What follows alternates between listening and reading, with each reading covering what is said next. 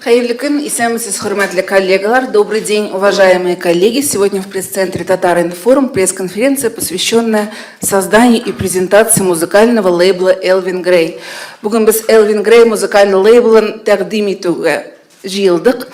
Һәм матбугат конференциясын башлағанчы, әлеге конференцияның кагыйдәләрен исегезгә төшерим. Әгәр дә сорауыгыз бар икән, иң элек кулыгызны күтәрегез һәм минем җавапны алганнан соң микрофонны кабызып, исем фамилияңызны һәм кайсы мәгълүмат чарасыннан икәнлеген әйтегез. Уважаемые коллеги, напомню правила пресс-конференции. Перед тем, как задать вопрос, пожалуйста, поднимите руку. И после получения моего одобрения, пожалуйста, нажмите на кнопку микрофона, представьтесь и назовите СМИ, которую вы представляете. Представлю наших спикеров. Продюсер Элвина Грея Александр Слюсаренко. Исполнительный сопродюсер лейбла Радик Юлиакшин Элвин Грей. Исполнительный директор лейбла Семен Прошко. Руководитель юридической службы лейбла Анна Попова. Концертный директор лейбла Андрей Бажура. Добрый день, уважаемые гости. И первый вопрос, наверное, Семен, вам о лейбле. Почему именно лейбл и почему именно сейчас он создается? Пожалуйста. Да, для начала хочу всех поприветствовать. И начну сразу про лейбл. Идея создать лейбл родилась уже давно, порядка 10 лет, наверное, назад. Вот. А сейчас немножко к цифрам. За последние 2 года было дано, Радиком дано примерно около 650 концертов и посетило около 500 тысяч человек концерта. Вот. Это говорит о том, что творчество пользуется спросом, вот, и это интересно людям. Что такое лейбл? Лейбл – это возможность дать молодым артистам, ну, то есть это структурное наше отделение, которое дает возможность молодым артистам себя реализовать, то есть донести свой продукт до конечного потребителя, то есть до слушателей, молодым и талантливым. И здесь был применен весь опыт, наработанный за годы, опыт видения, в общем, создавать структуру. Более подробно, и, может быть, несколько слов еще каких-то про лейбл скажет основатель, продюсер Александр Слюсаренко. Я передаю слово. Александр, микрофон включите, пожалуйста, хорошо. Да. Здесь, да? Угу. Я хотел бы вас поприветствовать на нашей пресс-конференции и прежде всего извиниться, то, что произошла такая задержка небольшая. Мы просто прилетели буквально сегодня с Москвы, где снимали клип на песню «Пошел налево», которую вы, наверное, уже слышали и на Восток ФМ, и на БИМ радио, нашем любимом радио. Вот. Задействованы были очень плеяда актеров, то есть это и Кузя с «Универа», и Александр Головин, это известный по фильму «Сволочи» и так далее и тому подобное. Ну и, соответственно, коллега наш по цеху Эльбрус Джамирзоев, это всем известный бродяга.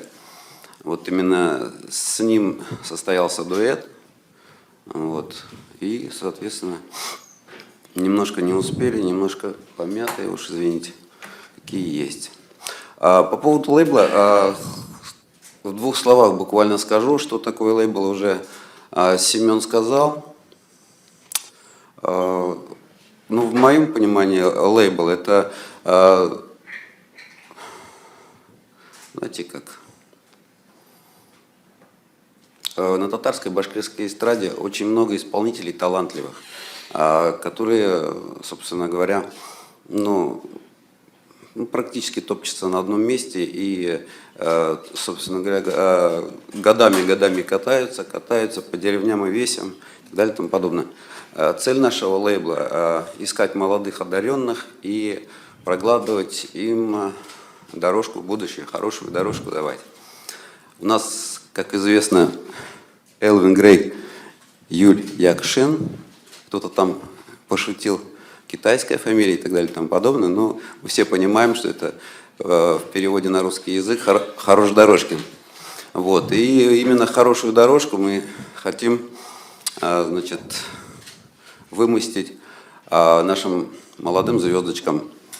Практически все будут петь у нас на 2-3 языках. Это татарском, башкирском и русском языке. Вот. У нас есть опыт работы с российской эстрадой. Вот. И очень бы хотелось, чтобы наши вот эти мелизмы, как пресловутый МОН, именно вот эти понятия укоренились уже в российской эстраде. Потому что очень много красивых голосов, очень много талантов, и хотелось бы, чтобы татарская, башкирская музыка, именно вот с пентатоникой, с этой вот с подачей, вошла не только в российскую эстраду, но и где-то так зацепилась Казахстан, Турция и так далее, тому подобное. Ну, то есть все тюркоязычные страны. Вот. Собственно говоря, вот наша основная цель. Ну, лейбл как таковой на этом не остановится. Мы готовим парфюмерную, значит, линейку одежды, ну, соответственно, там рестораны, шопы и так далее и тому подобное. Вот приблизительно чем будет заниматься лейбл в ближайшие 2-3 года. Спасибо. И вопрос о концерте, который мы видим 1 декабря в Татнефть-арене. Расскажите, пожалуйста, об его особенностях. Семен, к вам, наверное, вопрос, да? 1 декабря состоится большой концерт, и это будет презентация наших артистов лейбла.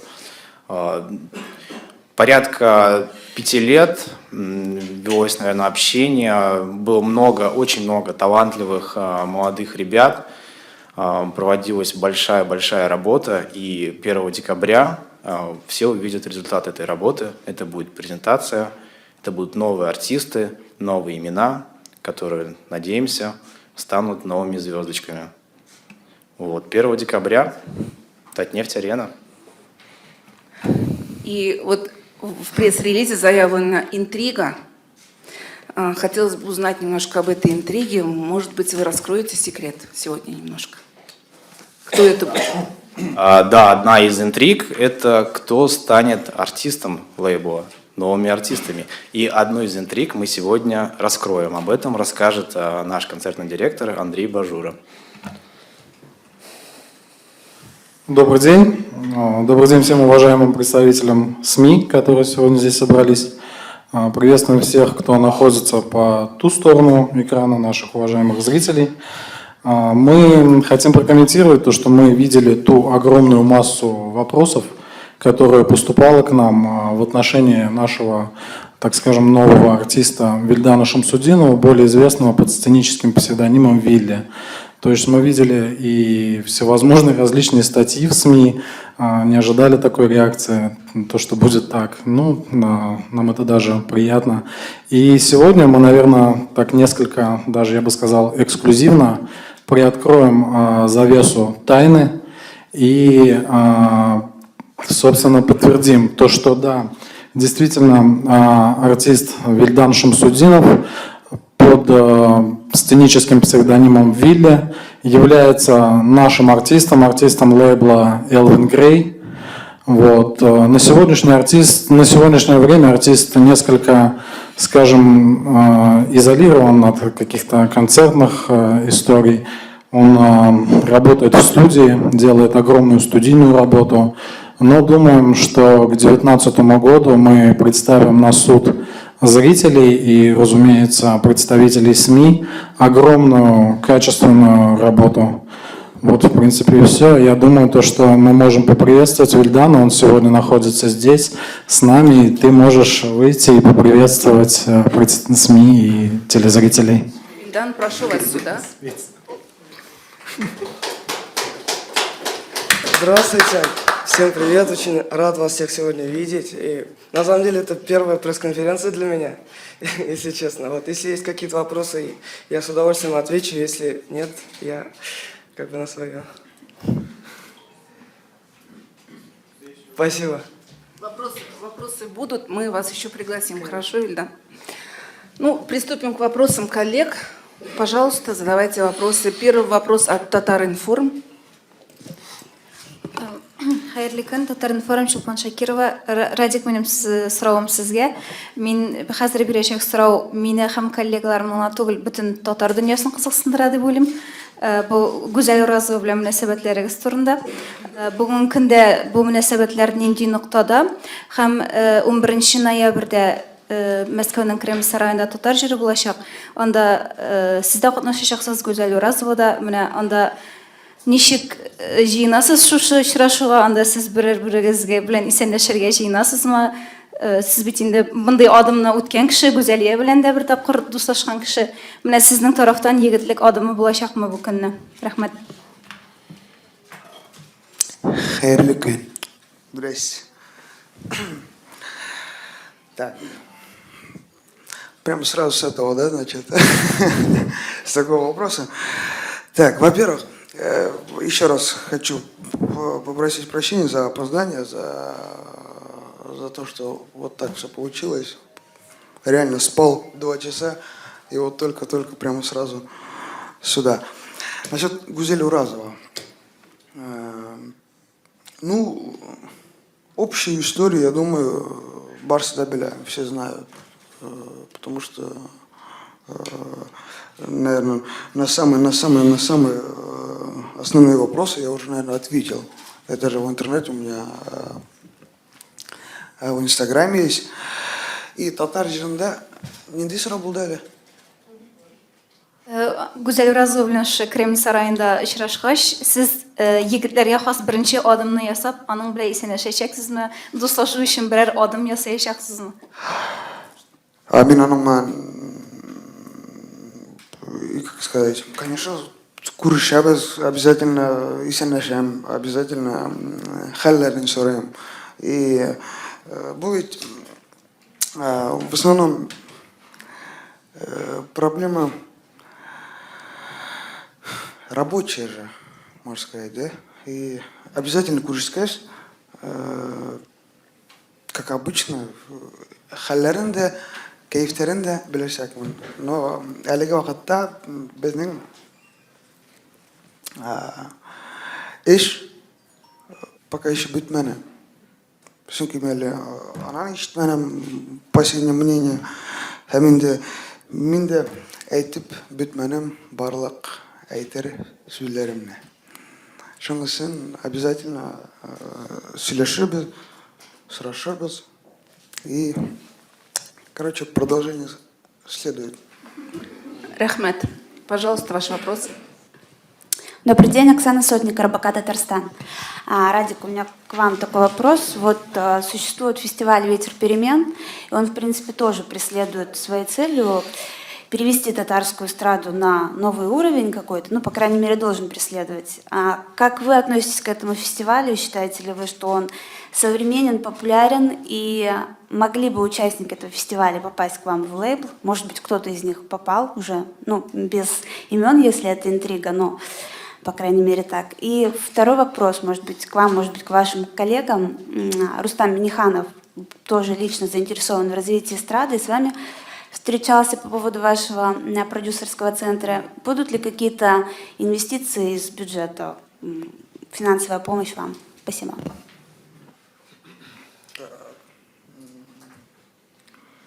А давайте на этот вопрос, наверное, ответит продюсер.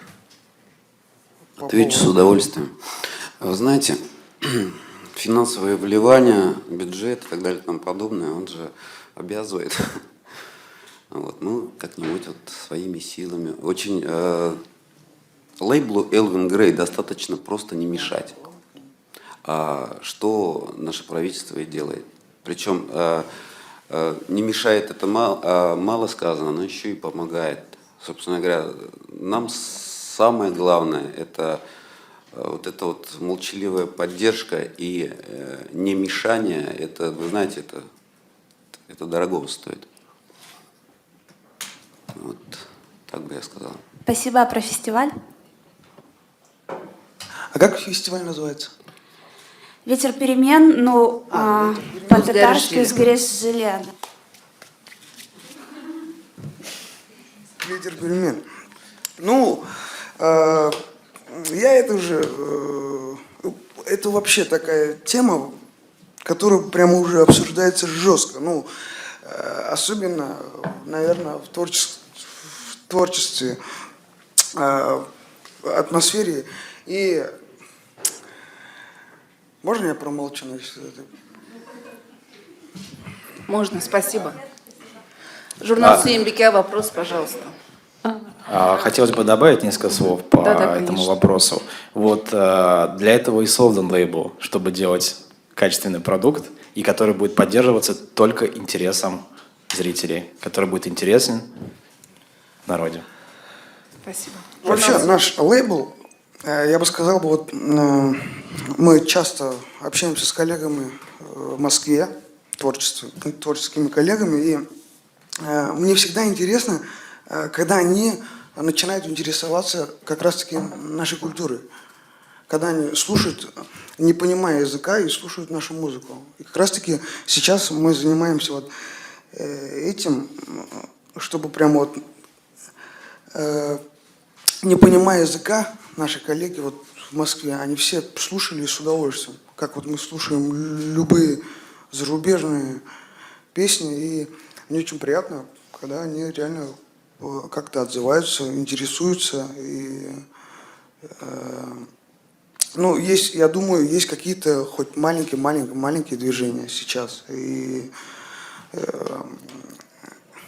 мне больше, я еще раз повторюсь, больше интересно, чтобы наш лейбл как раз-таки занимался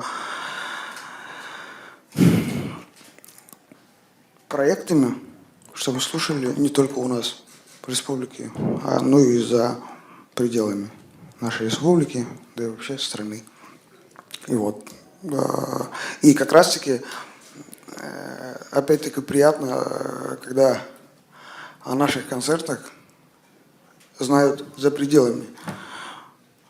Они всегда говорят, вот уже не раз слышал, когда говорят, какой-то татарский там мальчик какие-то стадионы собирает. И у них просыпается интерес, и мне просыпается интерес, и хотелось бы, чтобы вот которые люди, которые не понимают, они бы с удовольствием ходили на эти концерты. И хотелось бы прямо перевернуть как-то эстраду. Отказаться. Не отказаться, а если это баян, если это курай, чтобы он был посовременнее и чтобы ложился на слух вообще для любого молодого слуха, современного молодого слуха. Вот. Я, наверное... Вот. Еще пару слов всего добавлю, как раз про кто-то хочет делать, кто-то пытается. А я бы хотел сказать про конкретный результат какой-то. Радик уже говорил про это, то, что песнями интересуются. Концерты. На концерты по статистике, это чистая статистика, приходит где-то 30% татароязычного и башкироязычные, и 30%, которые не понимают языка вообще, ни татарского, ни башкирского. Для чего они приходят? Просто нравится музыка. Вот это такой результат. Каждый концерт – это примерно такая статистика. Все, спасибо. Спасибо. Вопрос от журнала «Сиембике», пожалуйста. Чулпан Ахметова. Продюсеру вопрос. Лейбл Эльвин Грей будет клонировать Эльвина Грея, да? Вот видим Вилли, да? Вот, ни с чем не отличается, у нее просто кончики волос темнее, да?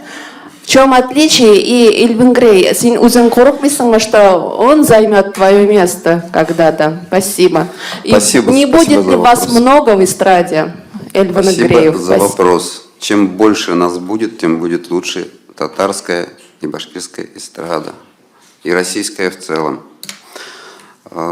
Вилли, приходите 1 декабря и посмотрите, что это за проект. Он абсолютно не похож на... Ну, может быть, внешне какое-то сходство и так далее и тому подобное. Но, тем не менее, Вилли это качественный звук, это немного другое направление. Вот. Приходите 1 декабря, увидите, сами услышите, потрогаете, смотрите. Вот как-то так.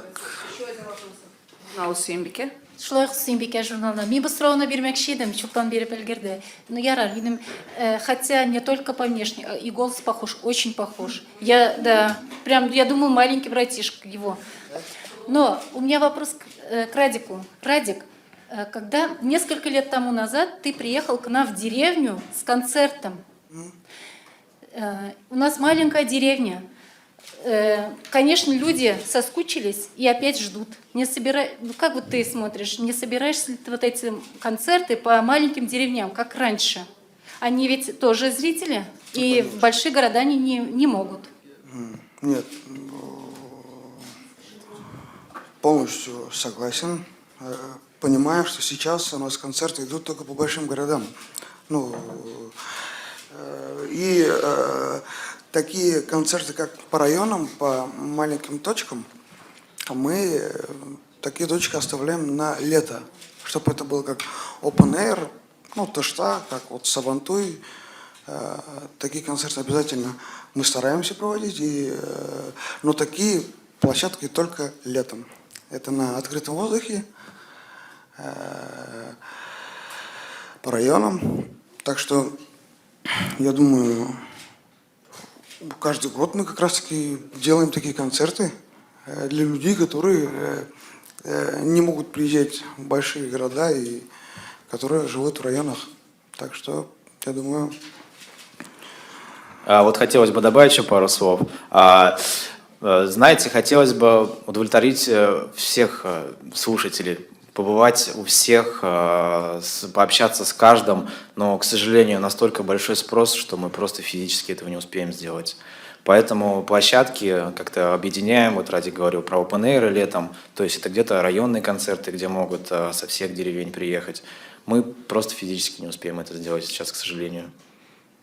Спасибо. Билеты стоили 200 рублей. Теперь наверняка будут они 2000 стоить.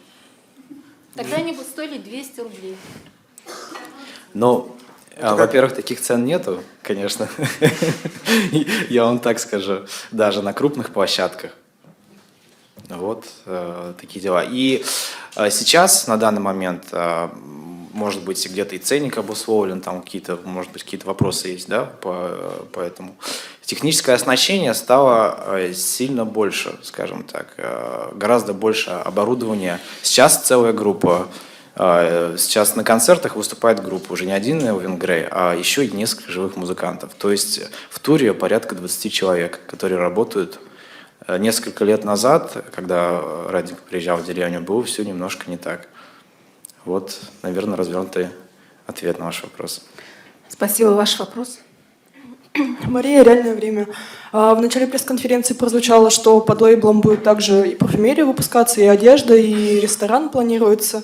На ум сразу приходит Black Star, который, собственно, тем же самым и занимается. Равнялись ли на него? И можно ли сказать, что это такой башкиро-татарский Black Star будет у вас?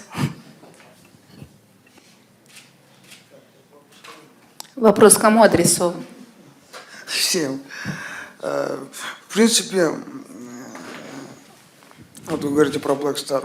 То, что мы сейчас будем даже под копирку, если это делать, то есть тут ничего такого нового нету. Это уже давно создали под брендом. То есть можем создавать любую продукцию. Это может быть питание. Ну, как сказать, может ли это быть как башкирский татарский Black Star? Может ли это быть? У нас лучше должно быть. Да? Да. Black Star — это Black Star, а это Элвин Грей. Татстар. Баштар. У Black Star хорошая структура, хорошее направление, все проработано. Если брать это за основу, но не за идеал, то есть структура похожая, цели похожие, но по существу здесь нового ничего не придумаешь. Почему здесь бы только и вопрос нет? качества. Почему бы и нет, я говорю. Да, и почему бы и нет. Но не под копирку. Все-таки у нас присутствует национальный колорит. Спасибо. Чак-чаки будем делать. Ваш вопрос, пожалуйста. Добрый день, Зоя Солошина, Шахри Казан. У меня вопрос, я возвращаюсь к первому вопросу. Есть мнение, что некоторые мужчины могут чувствовать свое превосходство, унижая противоположный пол. Исходя из этого посыла, каким вы видите хэппи-энд в отношениях в этой ситуации, да, с Гузель Уразовой? И такой хэппи-энд, так скажем, да, чтобы обе стороны в этом только приобрели, никто не потерял. Чтобы только они, вот и ты, чтобы в этом, да, приобрел, и Гузель Уразова, чтобы никто ничего не потерял.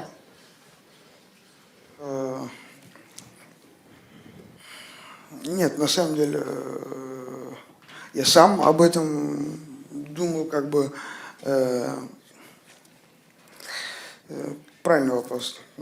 То, что девушка, к девушке я так, Гузельке, наверное, грубо выразился, да? Ну, и молчать тоже не получится. Молчать. Извини, я перебью. А народу же интересно именно творчество, а не скандал. Вы знаете, здесь я хотел бы тоже добавить пару слов, почему вообще это было публично сделано, почему публично оглашено было. Это не была целенаправленная травля против Гузель Уразовой, ни в коем случае. К сожалению, на рынке существует проблема авторских прав и смежных проблем, где страдают авторы и исполнители. Нет, ну вот извините, перебью. А зачем тут зритель? Причем тут зритель? Вот, случай был вопиющий. Озвучили это публично, чтобы привлечь внимание общественности к этому вопросу. Чтобы не было, никогда не было прецедентов. То есть сейчас дальше, естественно, уже начнут на это обращать внимание. То есть это был первый прецедент. Если бы это была не Уразова, кто-то другой, это было сделано точно так же. Потому что случай был очень вопиющий. Вот, и я думаю, пару слов еще скажет наш юрист лейбла. Всем здравствуйте. Давайте я вас немножечко успокою. На сегодняшний день действительно ведутся переговоры с представителями четы Хакимовых по поводу возникшего конфликта. Хочется сказать, что не хотелось бы, чтобы общественность и вы принимали этот конфликт как конфликт между Радиком Юльякшиным и Гузель Уразовой. Здесь конфликт по поводу прав, и здесь конкретно лейбл Элвин Грей защищает своего артиста, защищает то, что ему принадлежит. В связи с этим это было выставлено в социальной сети. Эта проблема существует повсеместно. Почему? Почему зритель не должен об этом знать? Татаро-башкирская эстрада, она немножечко так хаотично пока в области любых интеллектуальных авторских прав существует, и все об этом не думают. Да? Раньше как было, брали сборник стихов или там рукой написанное, а автор приносил, композитор Рахатляна под баян, там под самоиграйку, принесли, спели, отлично, тут здесь Салават спел, тут Ханиаф Архив, все счастливы, да, об этом много пишут в социальных сетях. Но дело в том, что песня сейчас, на сегодняшний день, это очень дорогая вещь. Это, во-первых, творческий труд, колоссальный труд огромного количества людей, от саунд-продюсеров, авторов, звукорежиссеров. Далее огромное количество денег, средств и времени тратится на ротации. Соответственно, исполнитель и любой другой творческий человек хочет быть уверен в том, что это то, что он создает, и в то, что он вкладывает, будет принадлежать ему дальше. Тем самым сегодня как раз-таки лейбл этим и занимается. Лейбл защищает своих артистов, и лейбл защищает то, что ему принадлежит. Соответственно, и еще одной важной функцией лейбла является создание наиболее комфортного состояния, комфортной атмосферы для творчества. Радик у нас творческий человек. Вот все вот эти конфликты, на самом деле, я думаю, что любого человека в принципе выбивает из колеи, а творческого человека с тонкой натурой, естественно, это будет мешать ему дальше творить. Хочется еще раз пояснить, уважаемые журналисты, это не конфликт Гузель Уразовой и Радика Юльякшина. Это всего лишь спор на сегодняшний день о праве. И не хотелось бы, чтобы зрители и вы, в частности, идентифицировали вот этот спор и как-то приравнивали его между спором личностным. Понятно? Спасибо. Ну тогда в этом случае, да, зачем вы ну, в суд не побежали, да, а сначала вот во всех социальных сетях это осветили? Мы уже ответили, да, на этот вопрос. Эта проблема существует уже порядка, вот с того, как зародилась татарская эстрада. Почему во всем мире всегда любые проблемы решают? Мы хотим сказать, что да, как мы могли довести до всеобщего сведения, до всеобщего обозрения, что есть такая проблема. На сегодняшний день вот есть. У нас как в татарской эстраде принято? Все немножечко ходят, друг другу улыбаются, и за спиной все вот это происходит. А мы открыты к диалогу. И хотелось бы немножко еще раз сказать, мы на сегодняшний день настроены на максимально комфортное, мирное урегулирование этого вопроса, в частности этого вопроса. На самом деле вопросов колоссального количества, и юридических вопросов, и морально-этических. Не хотелось бы, чтобы вот заостряли прям внимание, что это прям конфликт. На самом деле на сегодняшний день стороны, там никто не дерется, все улыбаются, то есть и Аллах берса, дай Бог, мы разрешим этот весь спор мирным путем. И как только все это разрешится, мы обязательно дадим дополнительный комментарий. То есть хэппи-энд Вопрос, Возможно. Хэппи-энд, всегда будет хэппи-энд. вопрос бизнес онлайн, пожалуйста. Это в этот микро. Слышно?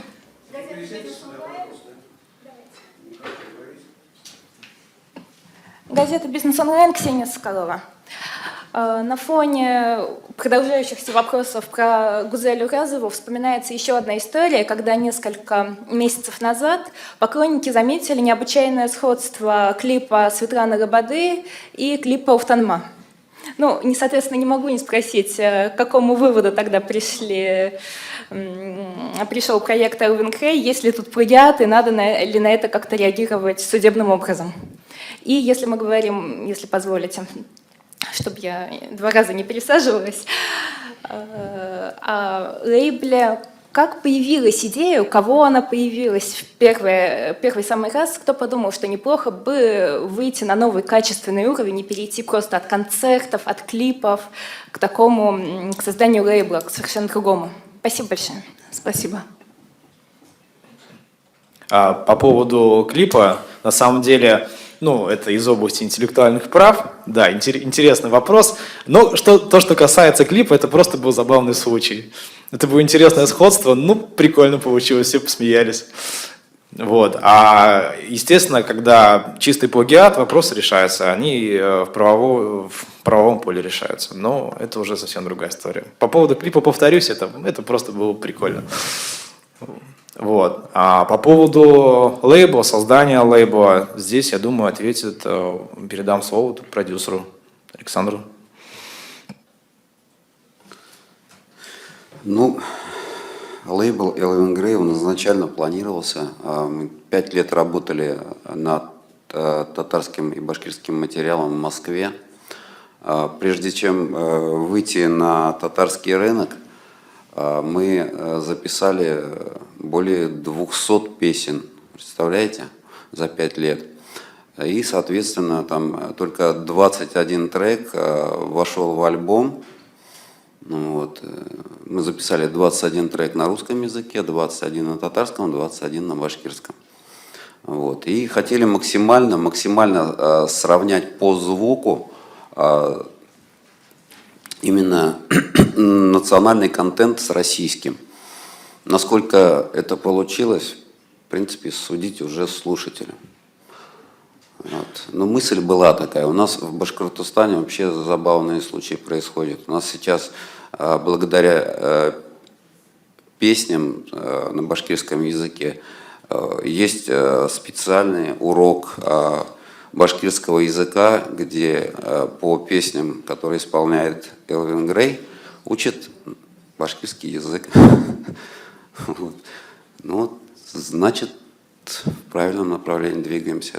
Аллах берса, может, и татарский язык начнут изучать по татарским песням. Спасибо. Вопрос Татар Тудей. Вот как раз про татарский, башкирский у меня вопрос. Татарша сөйлесем аңлайсыз бит, әйбет? Икегез дә?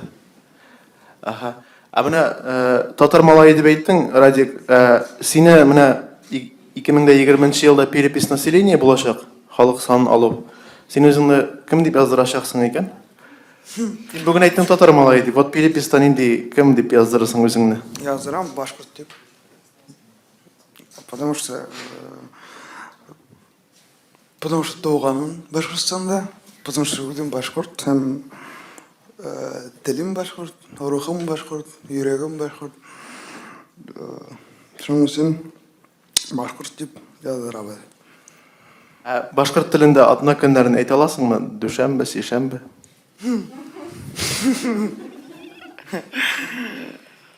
Шәршәмбі? Пәнжешәмбі? Жоқ, оқи алам, но былай прямо по порядку айта алырым екен. Сен міне қазір ауырырақ yaşasың, бұл травмадан соң ма, или нешек самолеттан соң ма? Сен бүгін сөйлеміңтарымызын ұтайрақ біраз. Ну, біріншіден 2 сағат жоқладым. Можно сказать, даже жоқламаным. Ғафу етінде шулай еткеніме, просто қызықсынып. Ну и еще вот хороо бергенде мен кыйын тыңларга, ну ишитмей кыйыныраак иштерге, ошон үчүн уйлап, тыңлап, жауап берүүгө тырышам. Мен татарша сөйлешем деген акциялар бар Татарстанда. Вот Александр айтты. Александр ведь Дэвид. То, что башқұрт тілін үйренелер, мына сіздің жырдан деп. Мына мен татарша сөйлешем деген акциялар бар Татарстанда. Апрельде өте ол. Сен анда көрінмейсің. Қатнашыр едің ме? Нешік сені жәлі бейтерге мына бұл татар тілін акцияларына? Отношения. Вообще с удовольствием. Сақырғалар с удовольствием. Шақырсалар енді, ме? Пока сақырмайдар.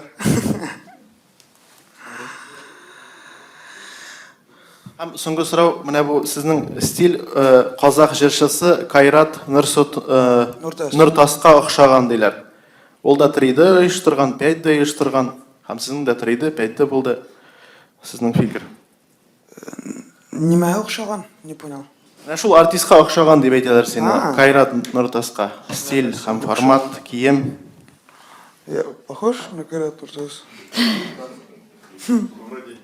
И тот в очках.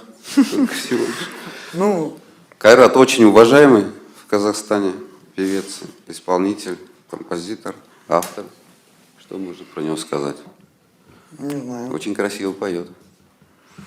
Вы не копировали его? А вы посмотрите на этого Бурундука и на Кайрат Нуртас. Какая же тут копия? Ахмед, пожалуйста, ваш вопрос. Журнал «Татарстан», Подольская Гузель. Вот в пресс-релизе совсем буквально пару строк о работе с молодыми ребятами, как вот вы написали, что родилась идея в 2010 году создать площадку для целеустремленных ребят. Была проделана огромная работа. Вот про это интересно было бы услышать. Сколько ребят, допустим, участвовали? Был это какой-то конкурс? Как это выглядело? Это было, ну, то есть какой-то отбор был жесткий? Как набирали, да, откуда приехали ребята? То есть вот об этом было бы интересно. То есть сколько людей участвовало, какой возраст, какие были критерии, какие были требования и сколько людей осталось? Знаете, вот я хотел бы сказать как раз на пару слов, ответить на ваш вопрос. Вообще, на самом деле, мы открыты каждый день для новых талантов. В дальнейшем будут проводиться конкурсы и, может быть, шоу-программа. То есть будет открытый конкурс, можно будет попасть в лейбл Elvin Grey. Как сейчас сформировалась команда?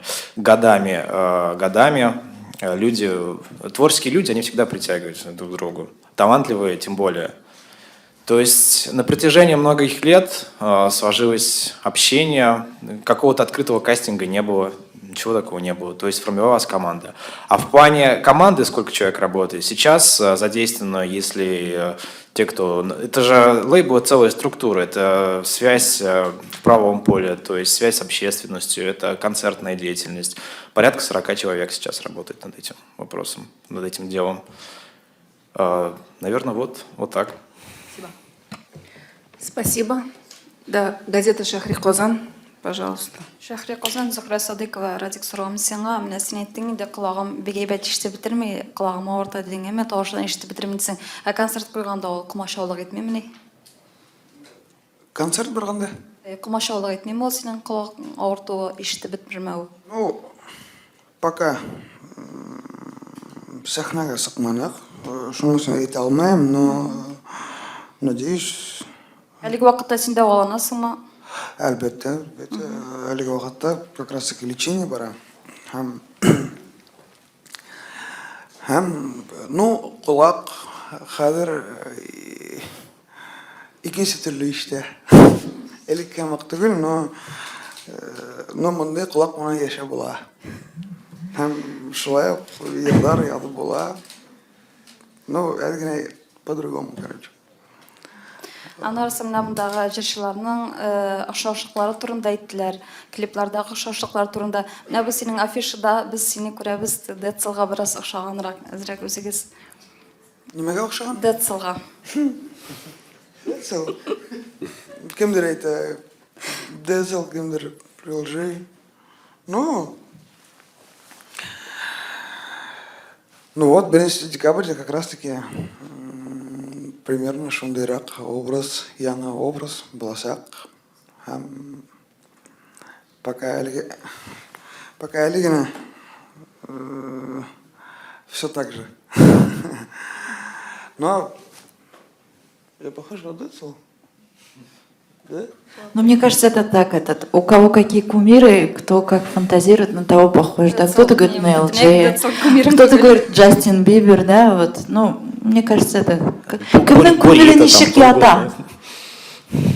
Там можно целый человек 50 привести, к примеру. То есть, ну, это так, это не скопированный образ тоже. Похож на заслуженного артиста просто. Похож на заслуженного артиста. Рахмат, пожалуйста, еще один вопрос. Пожалуйста. От блогера. Микрофон не работает? Нам слышно, пожалуйста. Вопрос по поводу Стаса Борецкого. Вы с ним дрались. Вот. Вопрос такой, это был пиар-ход или это вы реально что-то не поделили? Если пиар-ход, почему Стас Борецкий? Вроде не прям известный такой, но достаточно такой бунтующий. Вот. Что это было? А если не поделили, что не поделили?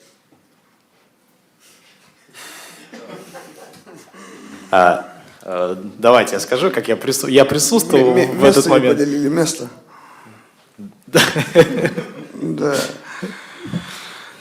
Вот, я присутствовал в этот момент. Я вам расскажу ситуацию. Ну, на самом деле, это была ситуация забавная. Это было открытие Сергеем Жуковым бара здесь, в Казани. Были приглашены различные, скажем так, деятели сомнительные, но скандальные, но которые создавали образ именно того заведения.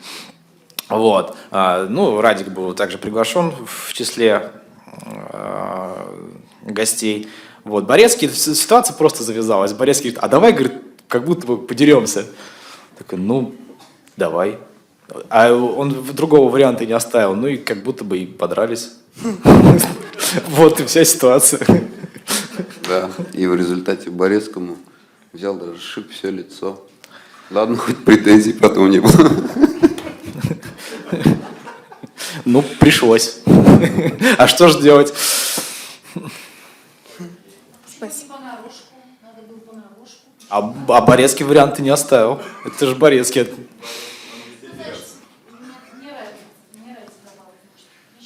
Ну, у Борецкого возможно. Кто его знает, что у него в голове творится.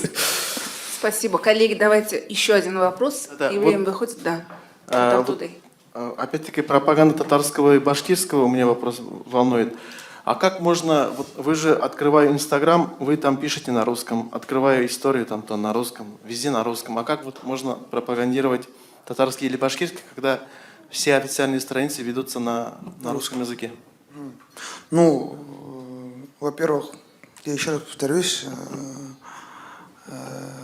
для нас важно, чтобы нашу музыку слушали за пределами нашей страны. И, ну, понятное дело, пишем на русском, чтобы понимали все. но они же слушают же на татарском, на башкирском. И это уже не раз задают вопрос там, типа, почему на русском, почему не на татарском или на башкирском ведете свой Инстаграм. Ну, не знаю.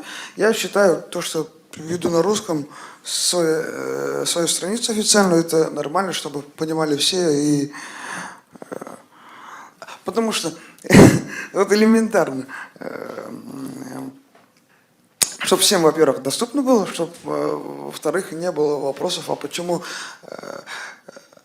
не на своем родном языке, а почему вот на таком, чтобы вот эти вопросы, потому что я часто сталкиваюсь с этим, и поэтому, чтобы таких вопросов не возникало, русский, всем понятный язык. И... Давайте я дополню еще.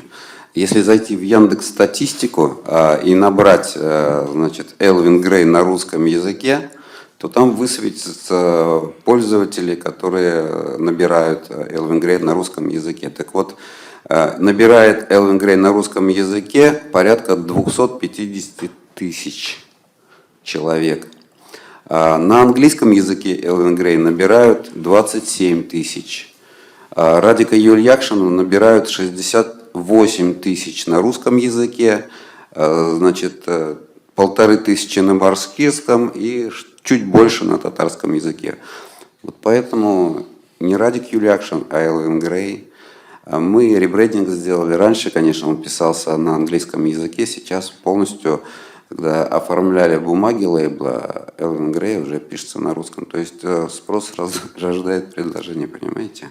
На концерте сколько процентов будет песен на татарском, башкирском? 30% на татарском, 30% на башкирском, 30% на русском языке и 10% это вот ребята, представляющие лейбл, которые тоже будут петь. Один на башкирском языке, вот Вилли будет на татарском петь, и пару ребят, Бабик Мамирзаев есть такой, кстати, вот автор нашумевшей песни.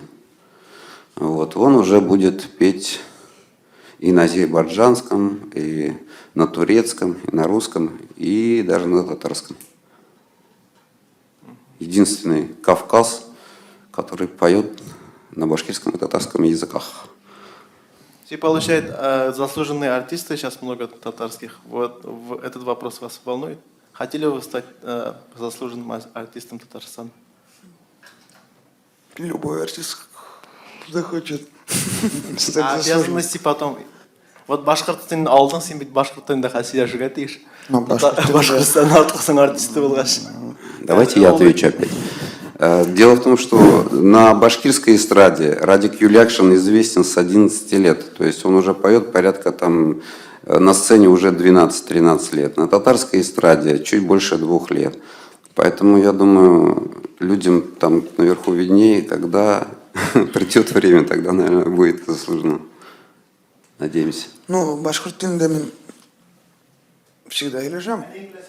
Конечно. Только башқұрт тілінде, кстати, мен аниме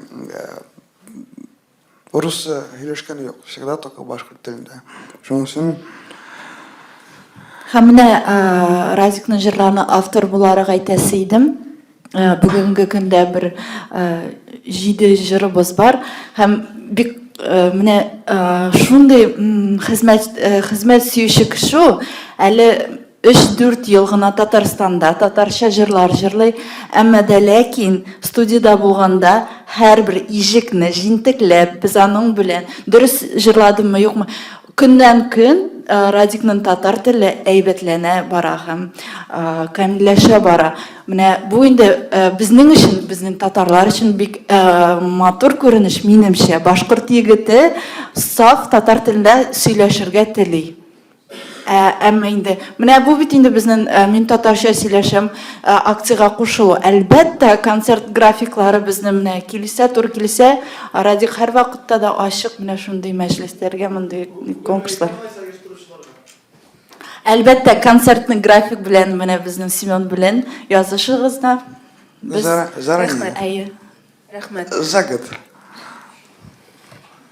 Рахмет. Подведем итоги пресс-конференции. Желаем вам успехов в вашем развитии, Радик, и, естественно, лейблу Элвин Грей тоже желаем успехов, удачи вам во всем. Спасибо, коллеги, за внимание. А мы, в свою очередь, ждем вас 1 декабря в Татнефть-арене. В том же составе и, возможно, больше. Спасибо. Всех приглашаем. Всем огромное. Да, и, кстати, по вопросу аккредитации, да, тоже можно пройти аккредитацию до 30